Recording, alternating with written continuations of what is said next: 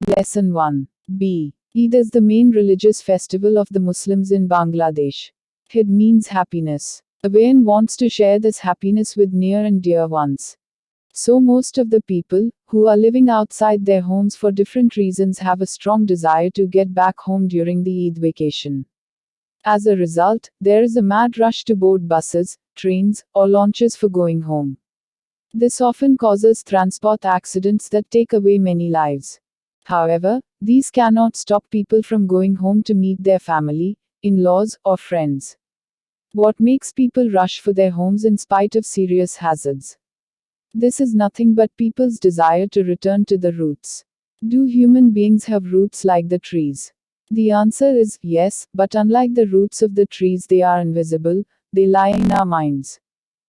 It's these roots that make a bond between us and family members, in-laws, friends, neighbors, or even between us and the land where we were born and grew up. In that sense, our families, our land of birth, relatives, our culture, traditions, or surroundings are our roots. And wherever we stay, we feel the power of our roots. It's our roots that develop our identity, making us what we are. When we lose that bond, we become rootless. Human beings who do not have any roots are a non-entity. In other words, they do not have an identity. They don't know where they are from, and/or where they are heading to. This often makes them feel empty and lost.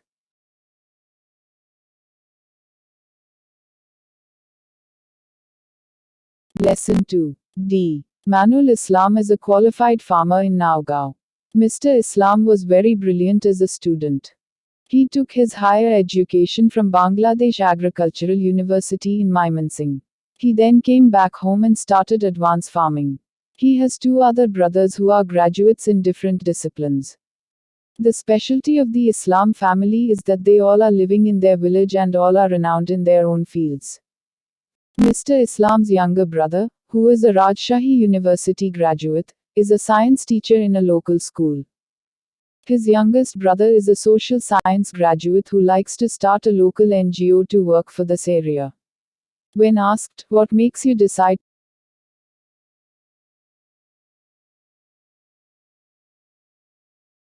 Lesson 2. D. Manul Islam is a qualified farmer in Nagaon. Mr. Islam was very brilliant as a student. He took his higher education from Bangladesh Agricultural University in Mymensingh. He then came back home and started advanced farming. He has two other brothers who are graduates in different disciplines. The specialty of the Islam family is that they all are living in their village and all are renowned in their own fields. Mr. Islam's younger brother, who is a Rajshahi University graduate, is a science teacher in a local school. His youngest brother is a social science graduate who likes to start a local NGO to work for this area. When asked, what makes you decide to stay here in this village? Mr. Islam smiled and said, look, it's true that we could leave this village for city life. I could be banker or my brothers could be bureaucrats. But it didn't attract us. We are sons of this soil. Yes, we have education, but does education prepare a person only to be an officer? Don't we have any obligation to the soil that has made us what we are? He also added that not every educated individual should be a job seeker. He added that since his discipline was agriculture, after his education he took the occupation of a farmer.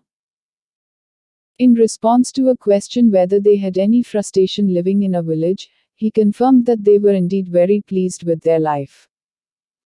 He said, I work in my own farm, stay with my family members, pass time with my old friends, and sleep at my own home. All these count a lot. Mr. Islam is right. Many people go to cities and forget or loosen their roots knowingly or unknowingly. Mr. Islam and his brothers agreed they haven't forgotten their roots. They not only stuck to their own roots, they have been torchbearers for others to be respectful of their roots.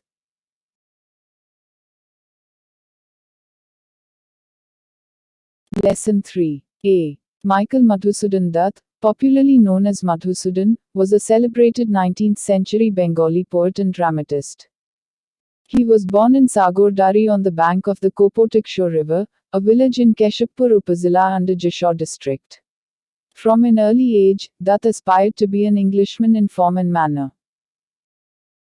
Though he was born in a sophisticated Hindu family, he converted to Christianity as a young man, much to the ire of his family, and adopted the first name Michael. In his childhood, he was recognized by his teachers as a precious child with a gift of literary talent. His early exposure to English education and European literature at home and his college inspired him to imitate the English in taste, manners, and intellect. Since his adolescence, he started believing that he was born on the wrong side of the planet, and that his society was unable to appreciate his talent. He also believed that the West would be more receptive to his creative genius. Madhusudan was an ardent follower of the famous English poet Lord Byron. So after adopting Christianity, he went to Europe and started composing poems and plays in English. They showed his higher level of intellectual ability. However, he failed to gain the right appreciation. To his utter frustration, he found that he was not esteemed as a native writer of English literature. Out of his frustration, he composed a sonnet in Bangla, Kopotaksha Naad, which earned him huge reputation in Bangla. Gradually, he could realize that his true identity lay in Bengal and he was a sojourner in Europe. Afterwards, he regretted his fascination for England and the West. He came back to Bengal and devoted himself to Bangla literature from this period. He has written the first Bangla epic Meghnad Bath Kabya.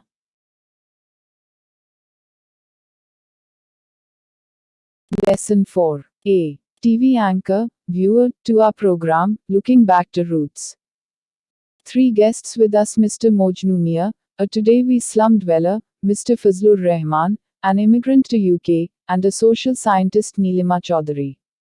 Today we to see how people and how a social scientist, when they are detached them. Let me to Mr. Mojnu Mia. Mojnu Mia, where, you're from and why and how have you, to this city? From their roots, what might some consequences, Mojmu Min, I'm from Sherpur. It's a river erosion prone area. The river has washed away most of my agricultural land. It has my home as well. Now you can, that I'm a refugee. I and my family members. To this city with our last savings. But I'm fed up with the life here. 1. Vegetables as a hawker. I very hard. I can't any time to my wife or kids. I, in a slum. It's very dirty. People are sometimes involved in different sorts of crime. My kids don't. Village, everybody used to it. Neither my wife nor me. In the us but here no one none to knows me. I have nowhere to. Beside me. Nobody, me. The city. Will give me a moderate life. But I'm mistaken. Right. We are really sorry to about your situation. Now let us to Mr. Fazlur Rahman. Mr. Rahman, TV anchor, why did you, your country and how are you're feeling in the UK? Fazlur Rahman, well, I was young when I went to UK. My first few years were terrible. I all kinds of odd jobs. Gradually one experience. I different professional training courses. And over the period my language now I'm a citizen there. My own detached home, personal car, and business. When there I was a poor man but now I'm a rich man. I income tax but to be honest, when I country, I wish I should not, a good amount of to my own to UK. It's my own country. I my friends and family members here. I miss my culture, tradition, food, and whatnot. I there for more than 15 years but still there is a distinction between the native people and expatriates like me. Perhaps we will never shake off our identity as foreigners. TV anchor, okay, let us the explanation of these problems from a social scientist, Neelima Chaudhary. Ms. Chaudhary, what are your interpretations of these problems?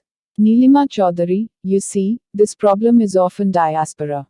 A diaspora is created through migration, or scattering of people away from an established or ancestral homeland. There might be different reasons for that. It may be due to government action, political decisions, or for avoiding conflict and war. Diaspora has some common consequences. Once people are away from their roots, they have a kind of culture shock.